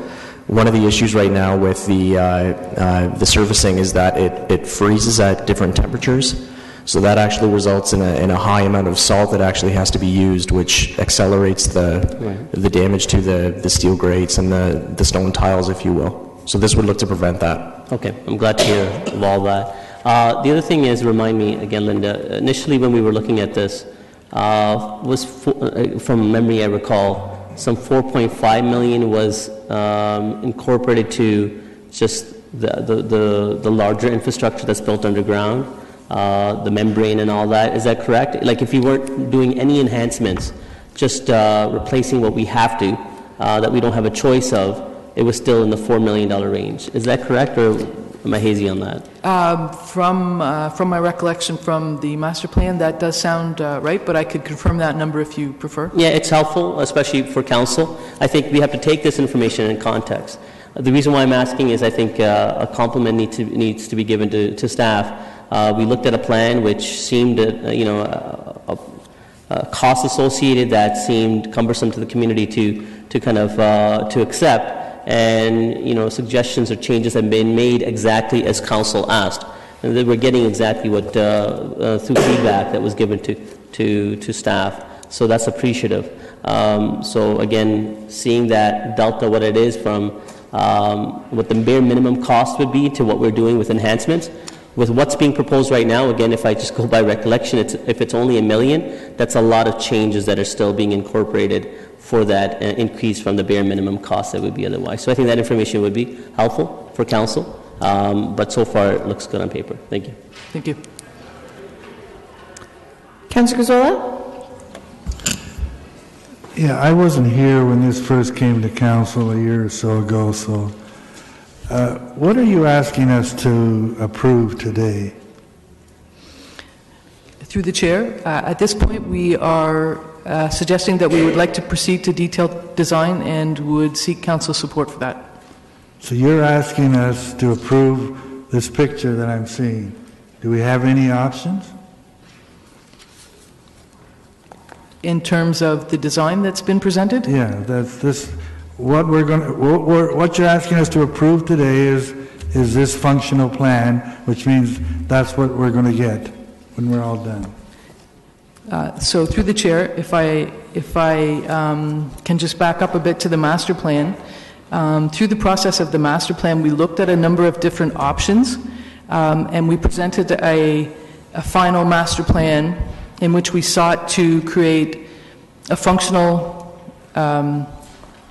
area with regards to the square particularly, recognizing that it's well used for events and multiple different kinds of functions. We needed to have something that would allow us to quickly turn that over to accommodate those events. So through the conversations with council when the master plan was presented, we were asked to look at whether we could achieve the zero-edge design, which we had envisioned. And so the functional design took a look at that, and what we've determined is that we can't make it completely flat, but we can accommodate that with the riser steps. Okay, good.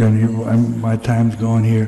What I'm not clear on the cost. I'm reading 5.5, 5.74, 3.27. What is the cost of doing both the King Street and the other side of the City Hall? What is that? Do I add the 5.74 and the 3.27? Is it a $9 million project or what? That's correct. If you add 5.74 and 3.27. So this total project is 9.1 million. Like there's really limited. You have one page of financial information, and that's all the information we have at this time, I take it. We don't. Okay, let me go one step. Am I hearing now that to fix what we really have to fix is the parking garage below? That figure is $4.5 million?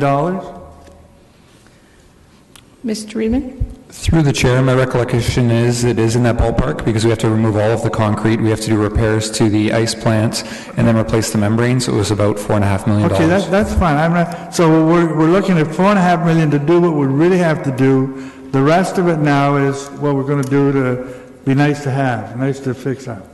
Am I correct? So I'm looking at $4.5 million to repair something, and then $4.5 million to change this thing around to perhaps be more functional, to look different, and what. Am I correct in that thinking? Through the chair, I would like to double check just to make sure that included the Carl's Air Square side as well, or the Duke Street side as well, or if that was just Carl's Air Square. So I do have to double check that for council, but there is an additional premium to make design changes to make the square more functional. But I hope it's no more than the $9 million figure. Through the chair, the total is $9 million that we're recommending at this point in time. We still have to go through detailed design and refine the cost further. Okay, just a couple of quick questions. Are the rink and the fountain going to be the same size as they are now? I think you said yes. Is that right? So yeah. We're not losing anything there. That's correct. Okay. The other question I have, I don't understand the necessity to change that gap where the pool flows over. Now, what have we lost because of that in the past that we're now changing it? Through the chair, so the largest challenge that weir presents is that you then force pedestrian traffic to both sides of the fountain to enter into the square, if you will, and it creates a significant barrier when you're using the whole square for an event that has to be fenced off to prevent pedestrians sort of coming up against that and falling over. So it creates a significant barrier between the use of the the use of the square and King Street. But if there's a fountain there, you still have to walk around now, regardless. We can't walk across the water unless we know where the stones are, right? Okay, I guess my time is up. I'll come back. Sure. Before you do, we have both Mr. Reedman. Mr. Reedman's in the queue. Just let him see. Through the chair, so just to be clear, the proposed redesign eliminates that weir and creates a small step and or seat wall depending on what part of the fountain is there.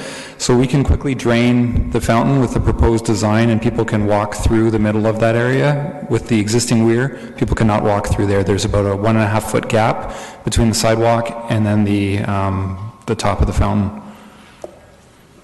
Still point of clarification? Go ahead.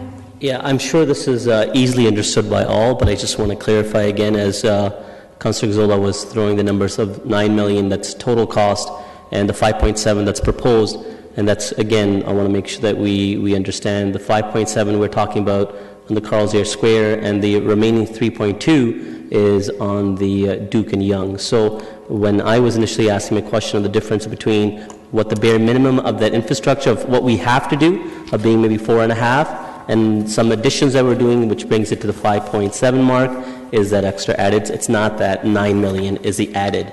That 3.2 is contribute to the Duke and Yonge, just with clarity. The total, that's correct, yeah. Thank you. All right, Councillor Davey.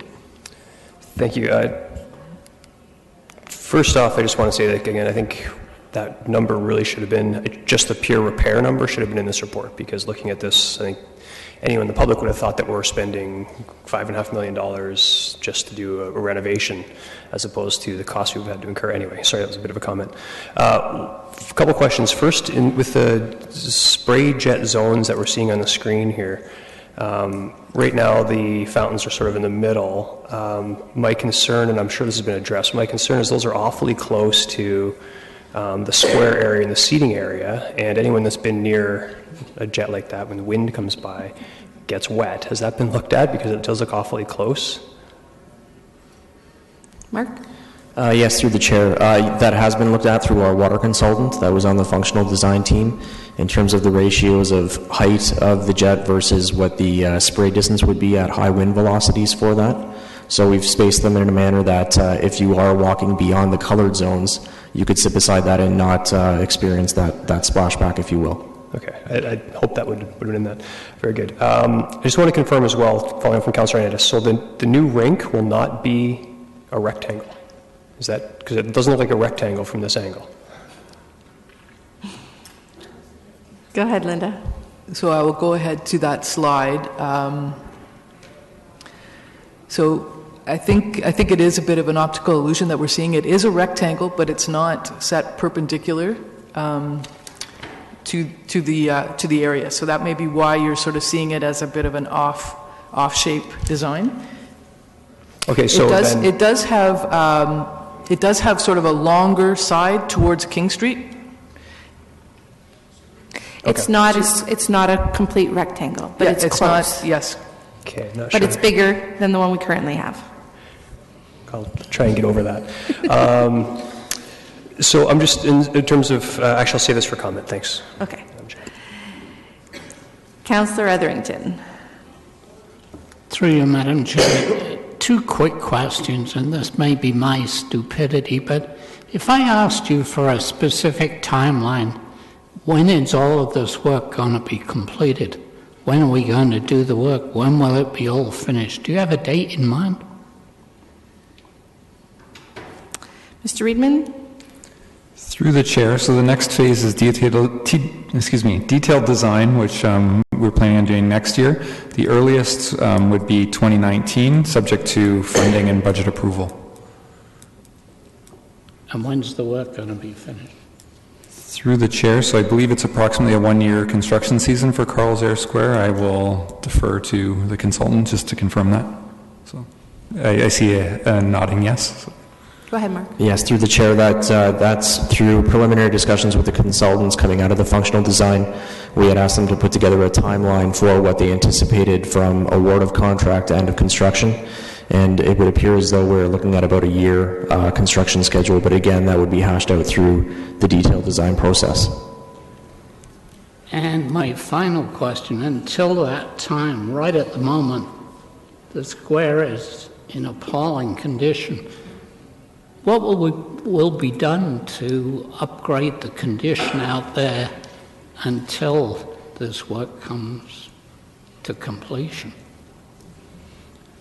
Through the chair, so our operations staff do monitor and do minor repairs to the outdoor spaces. So you'll recall the Yonge Street side, you may notice that a couple of the concrete slabs were repoured this year because we know that that's a later phase. But continual monitoring of that and minor repairs will continue until we get into reconstruction. I guess I was thinking of the King Street side. Have any repairs been done there? Through the chair, so mudjacking does happen to re-level those different slabs to minimize any trip hazards, and that work would continue to happen as needed. Thank you. Councillor Yanetsky? In regard to the cost, and you indicated from the time period when we look at the master plan back a while ago in your first presentation to now that you've reduced the cost, and some of the reductions would be attributable to the electrical connections and servicing that's needed to where the stage is right now, because right now it's minimal more or less, and you needed to upgrade it. But you also said in your presentation that you're reducing the upgrades.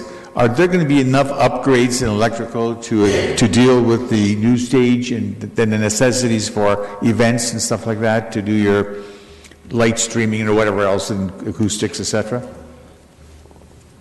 Go ahead, Mark. Yes, through the chair. So there were changes to the electrical scope between the master plan and the functional plan. One of the elements, though, that was taken away was I believe it was the video system, which was a significant cost savings, which brought that cost down. But in terms of upgrades for lighting or AV plugins at the stage, those have all been incorporated into the costing for this exercise. Okay. When I look at the stage, right now it sort of shows that it's an open concept, sort of similar to what's out there right now. And at some events, depending on whatever the event is, that one shows it having a covered area with some walls. Is that the way it'll look, or is that a sort of a portable covered area? Through the chair, yes, that would be a portable covered area should we choose to use it. The proposed design is an open stage. Oh, okay. In the presentation, you talk about being included in the budget and hopefully first step of the construction probably 2020. Is that sort of the aim? Yes, that's correct. Okay. In that, and you're saying it's going to take a year to do that, and of course a lot of the stuff is underneath the square and the parking garage, etc. Would this square be totally closed off, or would just be partial closure off, and would there still be some events that could be held during the course of the year, or is that just going to be totally have to be moved somewhere else? Through the chair, so we would seek to maintain access to City Hall, obviously, when the work is being done. But part of the implementation plan that we would need to develop would be to work with special events and the community partners to determine what could be accommodated in the square and what would need to be moved off-site. And so those things will be addressed once you get closer to the timing of construction as to what can go or cannot go, and then just go to Plan B and take it from there, more or less, right? That's correct. Okay, thank you. Councillor Zola, was yours more questions? Okay, go ahead. You don't have to answer this first question if you've already answered it before, and I might not have been here, but what is the urgency of fixing the membrane for the parking garage? Have we dealt with that? What is the urgency? Is that something that needs to be done this year, or should have been done last year? We're just trying to... I think Mr. Reedman's going to answer that. Through the chair, so when we had our master plan presented here, we had a structural engineer here who talked about it. So the urgency is cost right now, but the longer we delay, there becomes a safety risk over time. So right now, the quicker we get in, we know there's salt penetrating and water getting into the roof of the parking garage. The longer we wait means more concrete we have to actually remove from the parking structure. Okay, to so replace. yeah, so but today it's not a risk situation right now. How many years do we have to ride over the risk situation? Through the chair, I believe the structural engineer last year said about 3 to 5 years, Okay. so that aligns with sort of the timing that we're working towards at this point in time. Okay, that gives me the answer I want. Okay. Councillor Ioannidis asked about an interesting point that what we have right now, it's been 25 years, will be 25 years.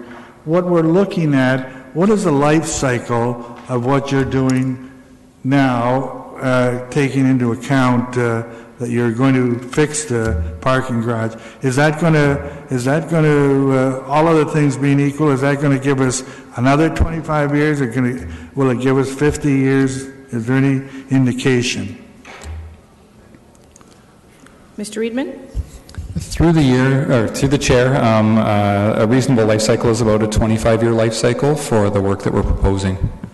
Okay, so we've done well already then. Okay, that's good. Okay. My final question, again, deals with the cost. I went back to the original plan, and it was about $10 million to do everything, and now we're looking at $9 million. I understand there's about $500,000 in the capital forecast now, and I understand the capital forecast is balanced. So in order to do this, we're going to have to add $8.5 million to our capital forecast. Do we have any indication of what then falls out of balance? Mr. Reedman? Through the chair, the budget will be coming back in 2019, or for the 2019 budget process, so that's where this discussion is more appropriately to be had. Okay, I'll leave it at that. But that's, I'm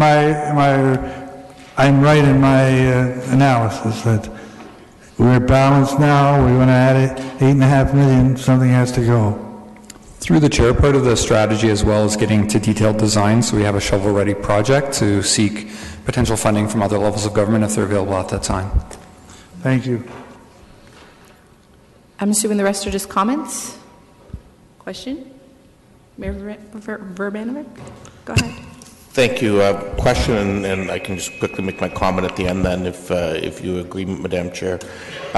Just further in terms of the electrical, I understand that you have incorporated a number of the items along the way. Have you thought of things like the booths that are put in place for Chris Kindle and so on, so that we don't necessarily need to run as much electrical, but in fact that there would be electrical there? And also for the places that are noted for the food trucks, have we looked at putting 220 in place there so we can transition those food trucks away from running generators when they're on site and in fact be plugging in, which is obviously much better for the environment? Has that been factored in? Go ahead. Through the chair, yes, we have looked at that with our electrical consultant on the team in terms of some of the plug-and-play options for the square and in terms of that feeding. So with that servicing that would be proposed with that power to the ring component, to the spray jets, there would be more plug-in opportunities throughout the square to minimize the covering and the operations requirement and running lines over top of the servicing and trip hazards and those kinds of things. Fantastic, because I think it's important when we look at this that, and I touched on it with my questions earlier, that we're looking at it not just from, the capital perspective today, but how can we make some things that are in fact going to save us operating dollars over the long run. So it might cost us a little extra capital, but in the long run we actually save dollars. And I think that needs to be addressed. On the interim basis, in terms of the questions that Councillor Etherington was asking, Mr. Reedman, I think I know we have done some stuff, but there are some areas that that we need to address, particularly where the joints are, and there's sort of large cracks, holes, whatever you want to call it. Have we looked at temporary, and I've done some research, just like various epoxy things and so on that can be used on a temporary basis to fill some of those cracks until we're in a position 2 years from now, at the earliest, to actually replace this? Because they are trip hazards. Ms. Fletcher? Through the chair, I will take that back and review again with staff. I know that the mud jacking option that Mr. Reedman talked about, the challenge is we're missing corners of some of the concrete slabs out there. So the lifting of each slab, they've almost exhausted that option. We have looked at some epoxy options. As our consultant has pointed out, there's different freeze-thaw cycles for the different materials, but I certainly can take that back and review again with staff what we can do. I think part of it was staff was looking for what is the window for them to be maintaining the square before it's going to be replaced. Okay. So just from a common point of view, I know Councillor Marsh is moving this. I presume that in moving this, some of the feedback that we've provided today is being taken into account and is part of the motion, i.e. addressing things like the flagpoles and so on. Listen, the reality is this is our showcase square for the community where literally tens of thousands of people gather each and every year. And it's 25 years old. Nobody likes spending the kind of money that we're talking about. But if we're going to both protect our parking garage and ensure that this continues to be a gathering place for the community, we need to figure out a way to do these repairs. This is not a nice to have. This is something that is a key part of our community, and so we need to make these investments in the future. Obviously, it's going to take some capital work to get there, but I'm also hopeful, like staff is, that we're going to be able to attain some dollars from our provincial and federal partners towards this project going forward, and see it continue to be the place where citizens from throughout Kitchener, in fact throughout the region, continue to come and gather and celebrate this community. Councillor Marsh? Thank you, Chair Galloway-Seelock. Yeah, I just want to reiterate the Mayor's point that absolutely, I think that staff needs to listen to the comments that have been made around the horseshoe, because approving the functional design, I'm hoping, does not mean that we're approving all the conceptual drawings that we're looking at here today by necessity. No. Okay, so for example, I have another question before I just make my final comments. So for the detailed design process, are we going to be potentially revisiting all of these non-symmetrical design elements, or are those being approved today? For example, the rink being non-symmetrical, is that for sure? And B, can we, if it is, can we make it not for sure? And C, has the Zamboni driver been consulted on this design, and is it actually going to be workable?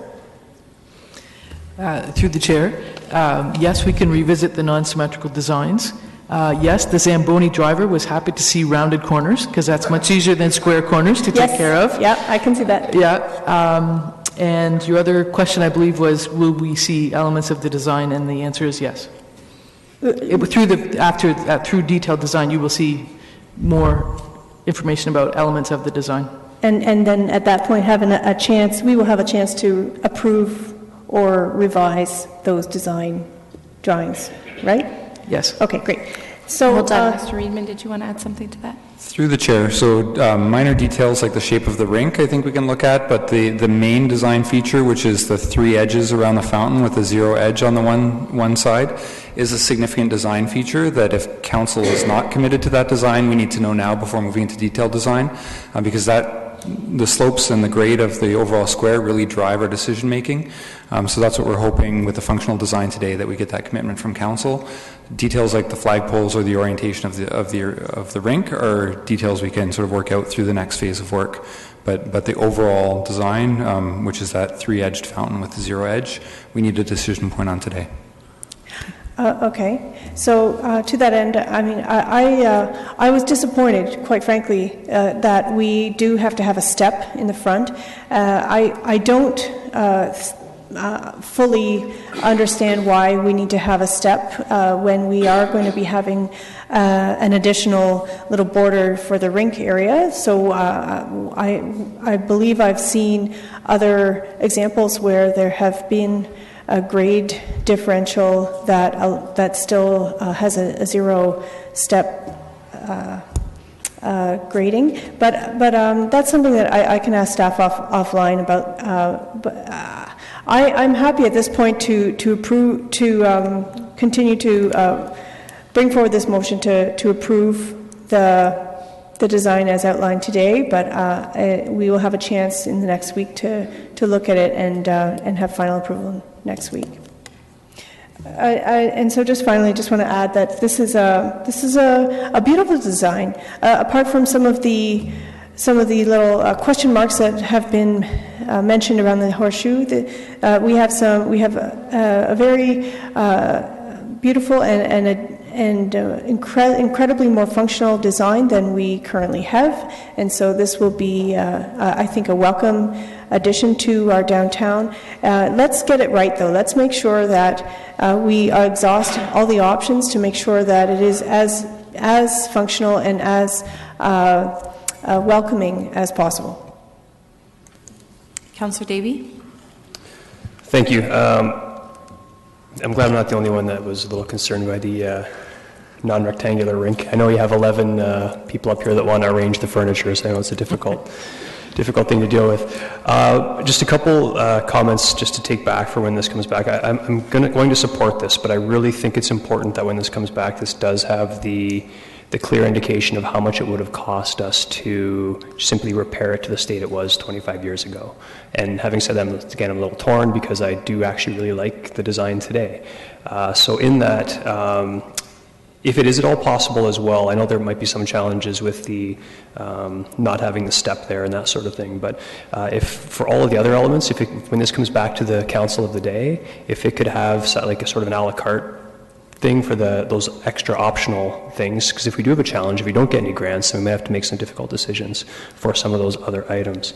But included in that, and the mayor touched upon this as well, I think sometimes staff sells themselves short because some of those functional items should be included in here in operating in terms of, yes, it might cost us an extra $200,000 to do this, but we're going to be saving $30,000 a year in operating costs to switch over. So that should be included in the report as well to sort of make the case for those extra items. But other than that, I'm happy to support it. And again, I would reiterate, I think the key figures here is that it would have been $4.5-ish million to get it back to the state it originally was, and this whole design is maybe costing us an extra $1 million. Thank you. Councillor Singh? Thank you, Madam Chair, and I agree with the last few comments about the operational savings. I think that does need to be incorporated into the report and seeing it forward, what those savings would be, because again, we are looking at a one-time cost, but operationally, if there are savings, then there's recoverable of that cost and makes a justification of why we're spending and how we're spending. I think this is very much of a scenario when you're looking at a household example. You have a roof that leaks, which is unfortunate. You don't have a choice. You have to repair it. Those are costs you're not happy with, but those are costs that you have to bear. And that's why I asked staff what the minimal cost is. And if you look at it, the brunt of it, if not the almost entirety of it, is a cost that we can't avoid, cost that we have to proceed. Otherwise, we will have deteriorating infrastructure that will cost far more. That's what's being proposed here. So that's the thing. Either we fix it now at the cost outlined, or we wait longer and longer, and those costs may double over time. So that's being irresponsible to the very taxpayer that we're here to protect. Now, there are increases with the functional design. It's not as significant as we initially looked at, especially with reorientation of the stage. The stage alone in the past iteration looked at close to $1 million, and that no longer is the case. That's something I strongly opposed. It wasn't a cost that I felt comfortable with, and I know others shared the same thing, and this seems to be a lot more operational and a design and cost oriented towards a stage that's within capacity to absorb. And we are incorporating changes that allow better functionality. You know, the design is 25 years old now. There is massive usage of this square. We have a lot more density being proposed along or around the City Hall. We will have a lot more usage. There will be a lot more employment. So we want to get the most out of this cost that or investment, more importantly, and I think what's being outlined speaks to that. One thing I do want to add is I strongly encourage, even though that this discussion will be some part of 2019 budget as to how we pay for this, I strongly encourage that we align it with monies that may be available from other orders of government. Even though that we do have to rush to fix some of the stuff that needs to be more immediate, if it means maybe waiting a year or so at least, I would be comfortable as long as we can get some assistance. Even though it's the same pocket of the taxpayer, we're here to represent Kitchener residents on a local government perspective, and in that case, it is our responsibility to make sure that those property taxes are limited to the most. And so I would encourage, going forward, at least we try to do our best effort in working with the federal and provincial government and seeing whatever grants may be available to offset the cost to us. Otherwise, I'm comfortable with the design. I know some suggestions have been made, which I look forward to seeing. I agree with Mayor Venovic of electrical infrastructure that is forward-thinking. There's currently usages there right now that speaks to need, and we should fulfill that now. And again, and that's the optimal word, we should be forward-thinking of our design, not to meet the need now, but to make sure that we're considering 10, 20 years from now what that need could change around it as well. So beyond that, I'm supportive of what's being presented. Councillor Fernandez? Yes, actually, the mayor raised another question in my head, and I should have asked it earlier, was around solar heating. Solar lighting, apologize. Has that been any discussion in this functional plan to offset the cost of the hydro? Because there's going to be increases in hydro costs through this new plan. So, through the chair, excuse me, we did consider the possibility of solar heating to help heat the surface area to reduce the need for salt. But again, sort of that was considered kind of a nice to have as opposed to a need to have, so we didn't do further consideration of it. I apologize. I did mean solar lighting. And I said heating, but I meant solar lighting. Okay. Yeah, we can look at that. Go ahead, Mark. Sorry, through the chair. Just with respect to that, we did look at that as an option, but in terms of some standalone features, it's as long as we have vertical elements that have sun exposure, that could be incorporated in to contribute and offset electrical costs with that. So again, through detailed design, those opportunities could be realized without significant amendments to what has been proposed. Okay. Mr. Reedman? Through the chair, Council may recall we've submitted a grant application for the climate challenge. So part of that is for the rink. Another part is solar on City Hall. So we're hopeful of getting that grant, and that will go towards offsetting some of these costs and also do some major investments in the City Hall structure as well. Okay, thanks.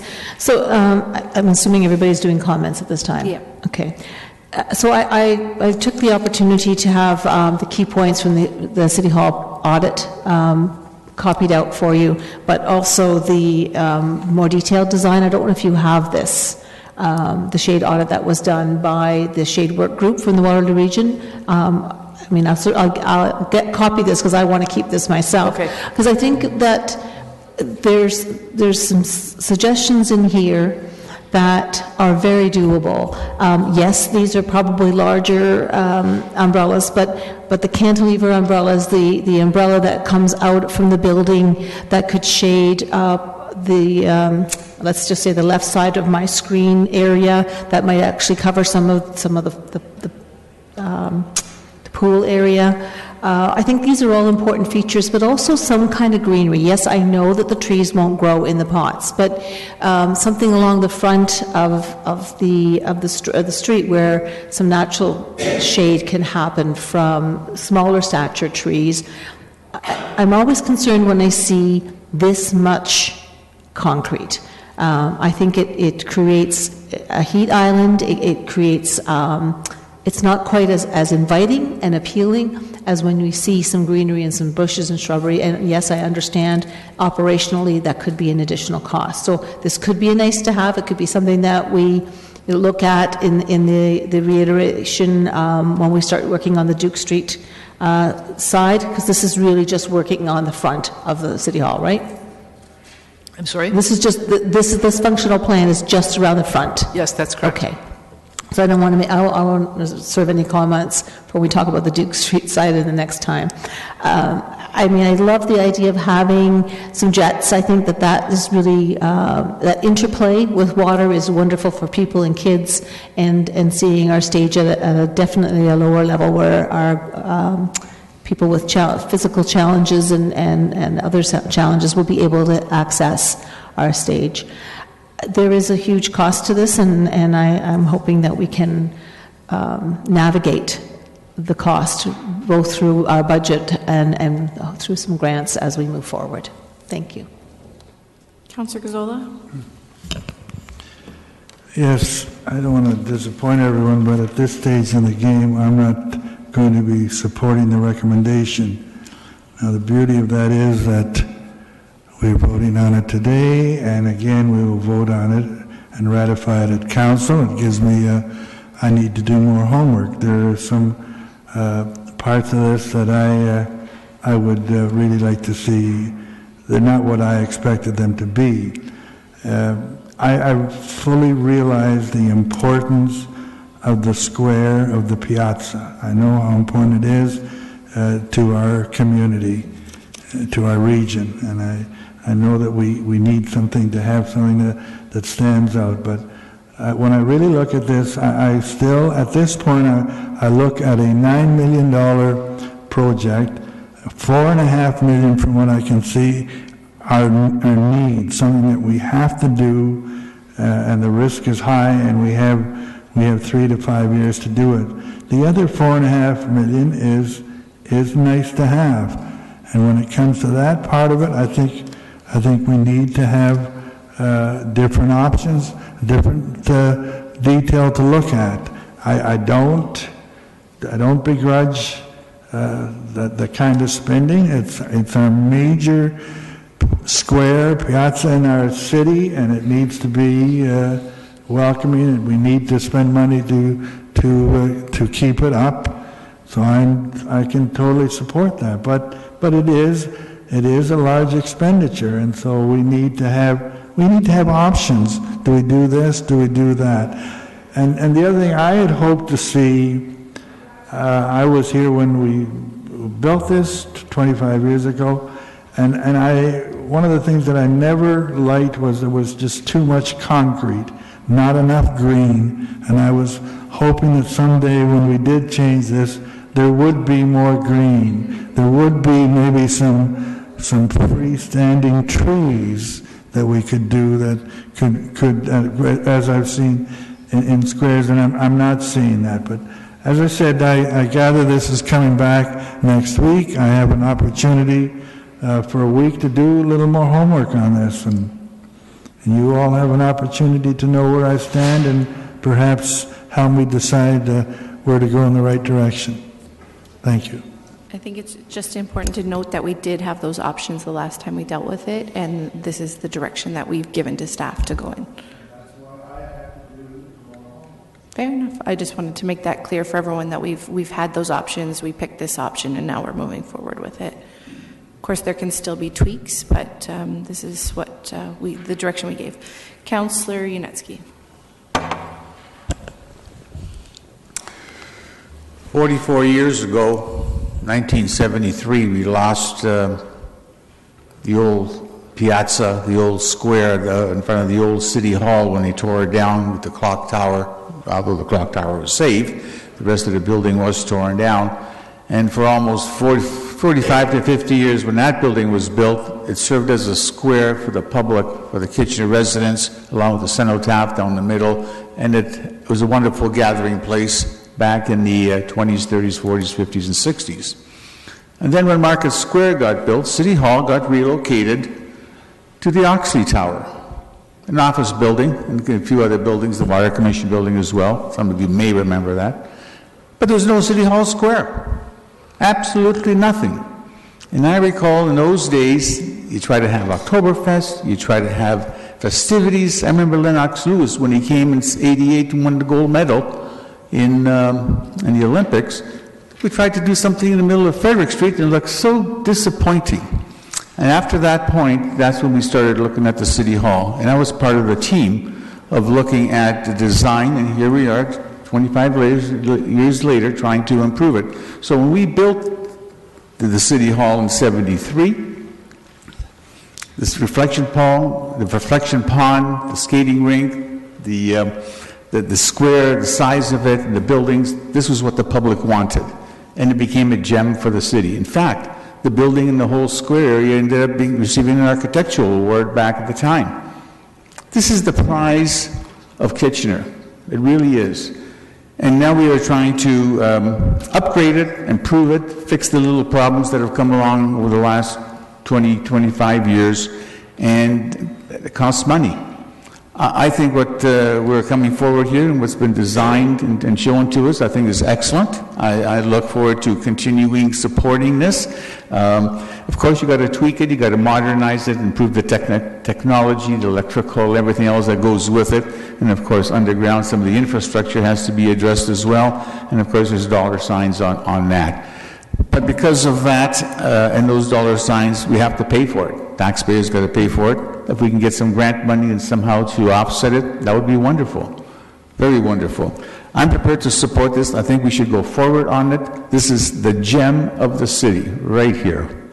And we got to spend the money to make it look great. And if people come here, after we didn't have anything at Oxley Tower there for 20 years, this has been a wonderful gathering place with all the events, functions, parades, events that have been here. It's been a real gem. So let's move forward. Councillor Ioannidis. Thank you, Chair Galloway Seelock. Yeah, I'll just echo some of the comments that were made around here. I won't go into too much detail. I know it is a hard pill to swallow when we look at the costs, but again, as it was mentioned by my colleague, Councillor Singh, when you're looking at as a property or as a home, and your home is your household is growing and your community is growing, you need to repair and fix and actually maybe even change the functionality of certain rooms of your house. So that's how I kind of look at this. And when you do want to compare the cost of the overall of what the City Hall would be cost today to build, I think it is a really small portion and small investment. And considering this is the focal point in our community and how many events we have here, and the numerous amounts of investments that we have committed to our downtown, and with regards to our infrastructure, with regards to creating a business environment for local startups to come here and other startups to come here. I don't think this is a nice to have. I think this is a must have. And to me, this is a no-brainer. Councillor Snyder. Thank you, Madam Chair. This is our gathering place. It's a source of civic pride. It's where we come to meet. It identifies us as a city. And there's great value to this. And the value of it, yeah, it costs money, and I do trust that staff are going to have a good plan on how to pay for it. I want to make sure that 25 years down the road, this is still a good, vibrant place, and I think we have to be careful of not cutting costs too much in order to get a smaller price today. It may be some money that we would regret saving 10, 15 years down the road. And I'll just make the final comments. For me, a lot of my comments have already been made, so I won't reiterate them, but for me, this comes down to the functional design.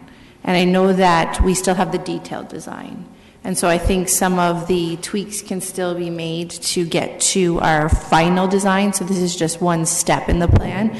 But I appreciate the functional design from the perspective of accessibility. And I think that it makes it not only accessible more for the residents and the users, but also more flexible for making creativity and hosting different things in this space. And I think that that is what our goal was.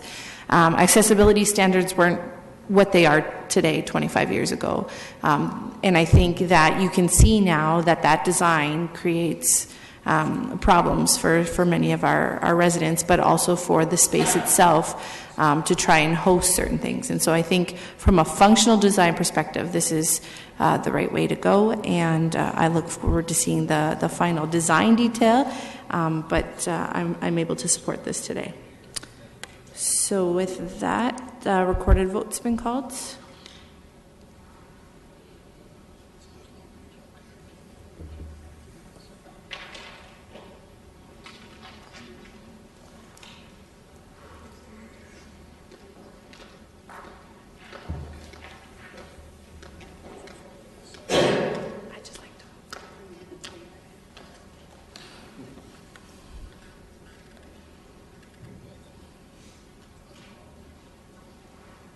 All those in favor?